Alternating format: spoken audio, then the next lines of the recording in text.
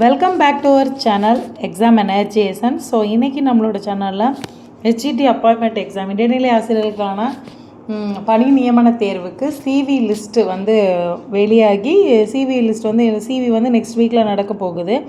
இதுக்கு இடையில் வந்து ஒரு சில தகவல்கள் வந்து இதை பற்றின முக்கியமான சில தகவல்கள், இடைநிலை செகண்ட் லிஸ்ட்டுக்கான சான்ஸ் எப்படி இருக்குது, பணியிடங்கள் அதிகரிப்பு வேக்கன்சி இன்க்ரீஸ் ஆகுமா, சான்றிதழ் சரிபார்ப்புக்கு சென்றவர்கள் அனைவருக்கும் பணி கிடைக்குமா, நிறைய பேர் இதை கேட்டுகிட்டே இருக்கீங்க. ஸோ இரண்டாவது சான்றிதழ் சரிபார்ப்புக்கு வாய்ப்பு இருக்குமா அப்படிங்கிறத பொறுத்து தான் இந்த வீடியோ வந்து அதை பொறுத்து அதோட ஒரு ரிலேபிலிட்டியான சில விஷயங்களை வந்து உங்கள் கூட ஷேர் பண்ணிக்கிறதுக்காக தான் இந்த வீடியோ.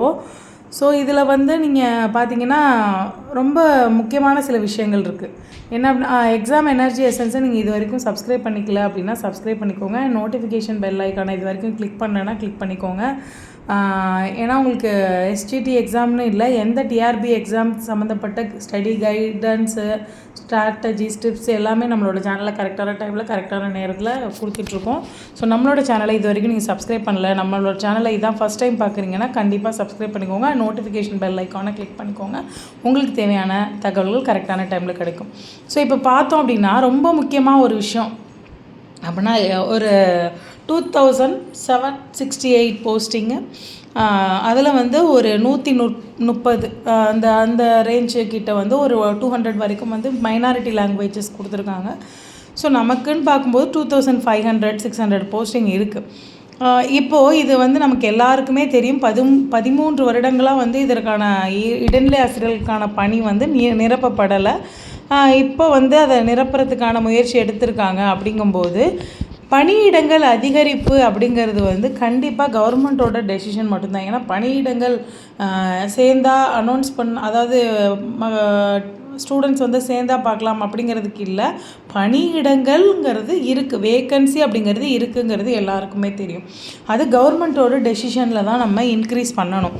அதுக்கு அடுத்து பார்த்தீங்க அப்படின்னா, சரிபார்ப்புக்கு சென்றவர்கள் அனைவருக்கும் பணி. இது நிறைய பேர் ஷேர் பண்ணி எனக்கு நிறைய பேர் லிங்க் அனுப்பி நிறைய பேர் டவுட்டு கேட்டிருந்தீங்க. ஸோ இதில் பார்த்தீங்க என்னென்னா ஒரு முக்கியமான ஒரு விஷயம் இருக்குது.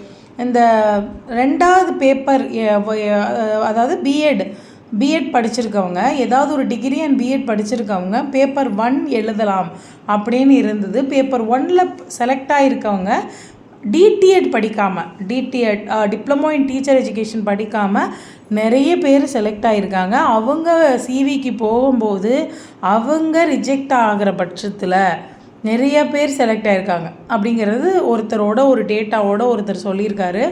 அது வந்து நான் தனிப்பட்ட முறையில் ஒரு ஹிண்ட்டு நான் உங்களுக்கு சொல்கிறேன். நிறைய பேர் அது ரிஜெக்ட் பண்ணுறாங்களா அக்செப்ட் பண்ணுறாங்களா அப்படிங்கிறது டிஆர்பி அண்ட் ஆல்சோ நம்ம கவர்மெண்ட்டோட பாலிசி நோட்டாக தான் இருக்கும். அவங்க என்ன சொல்கிறாங்கன்றதுக்கு பொறுத்து அப்போ அவங்க ரிஜெக்ட் ஆகிற போது கீழே இருக்கிற, அதாவது சிவிக்கு 1:1.25 அந்த 0.25 இருக்கிறவங்களுக்கும் வாய்ப்பு இருக்குது.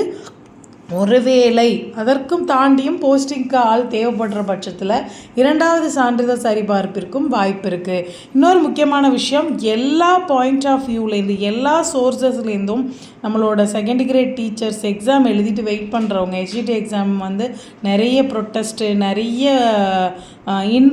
பர்சனல் நிறைய பேரை மீட் பண்ணிவிட்டு வந்து வேக்கன்சி இன்க்ரீஸ்க்காக வந்து செஞ்சிட்ருக்கோம்.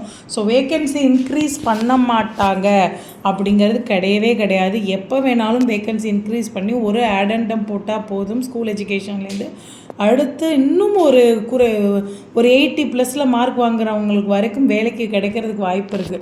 ஸோ இப்போ இதுலேருந்து என்னென்னா செகண்ட் லிஸ்ட்டுக்கும் வாய்ப்பு இருக்குது. இடைநிலை ஆசிரியர்கள் பணியிடம் அதிகரிக்க வாய்ப்பு இருக்குது.